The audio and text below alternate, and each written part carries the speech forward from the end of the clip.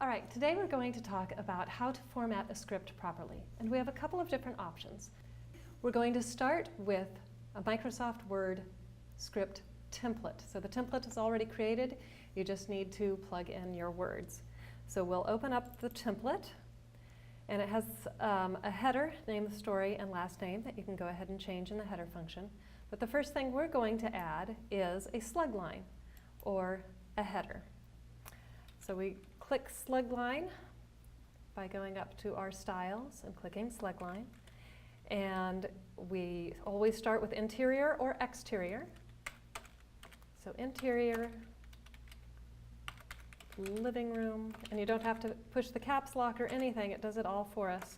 And then the dash of whether it's day or night. So we'll just say that it's day. We'll go ahead and hit return. And then the next thing we're going to add, so we're going to go back up into styles right here, and there are up and down buttons. We'll click on our up buttons, and we're going to go to normal. And that's going to give us our template for just our descriptions. So we're going to say who is in the scene, and we'll have that in all caps. So we'll just do caps lock and then release that. Harry sits dejectedly.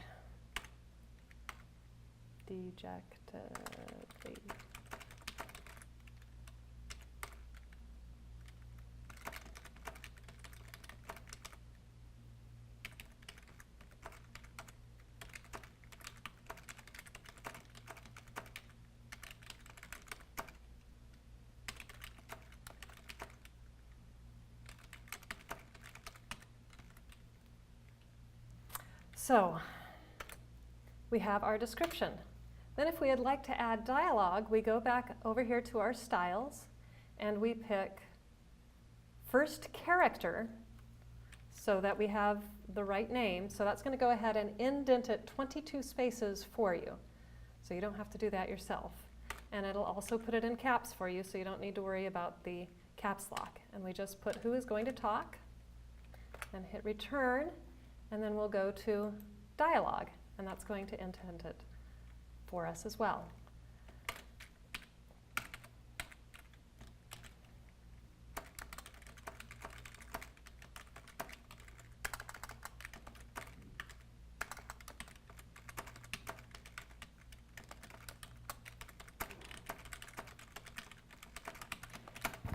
And I just typed in a whole lot of things so that you could see how it formats it correctly. It's no longer than 60 spaces, it's indented 10 spaces and left justified, plus the right margin is also moved in. And then when we're done talking, we'll hit return again, and it's automatically going to go back to normal so we can put in our next description.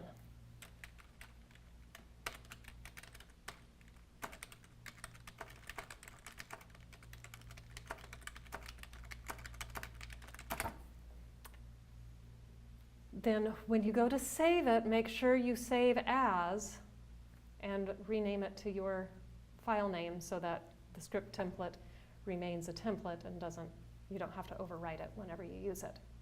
So that's how to use the template for Microsoft Word for a script.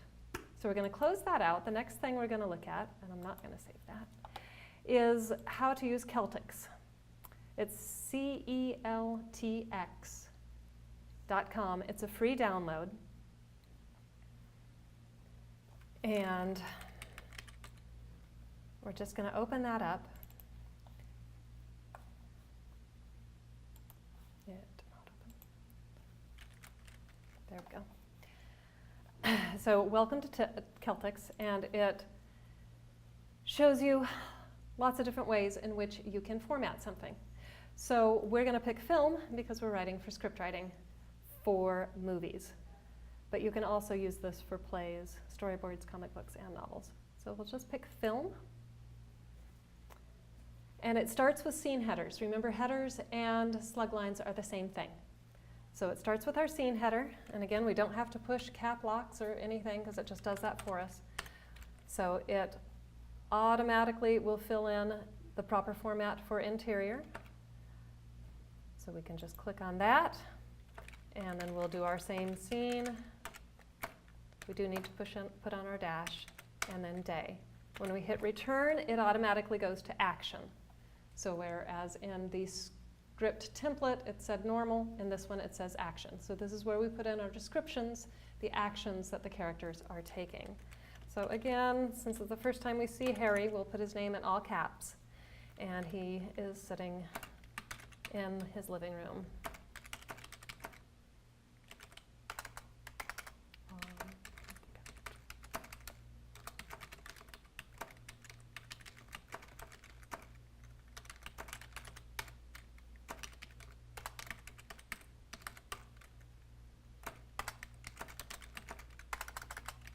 Still have to use proper grammar, proper sentence format, periods, subjects, predicates, all of those things. But your descriptions shouldn't be longer than 3 lines. You can go to 4. If it's really important, you can go to 5. But remember, every action gets its own description. So if something new happens, you're going to hit return and put in another description. I got the S. So we hit return and it goes ahead and formats it properly for us for the next action, but we don't want an action, we want talking. So we'll go ahead and hit character. And again, we don't have to put in caps lock or anything like that, it does it for us. We hit return and it automatically goes to dialogue for us and indents it the proper amount. And here is where we type our long series of things that Harry is just babbling out.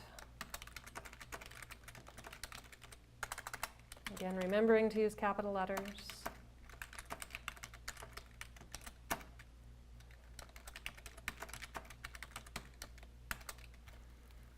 And then we return again and it goes back to character. So if we don't want another character to respond, then we'll just go to action. And it'll take us back to how we want the format for another description. Notice that I used Cheetos in my little description here. You want to avoid using brand names because you have to pay Frito-Lay for using their name in a script. So you want to stay generic, you can just say Cheese Puffs instead of Cheetos. And with Celtx, you will save project. And we're just going to save it to the desktop as Harry and save. Once it's saved, you can go in to script, export script, and then you can pick what file type you can export it to. So you can export it to a .text. And that way everyone can read it. So you export it to a .text, save it,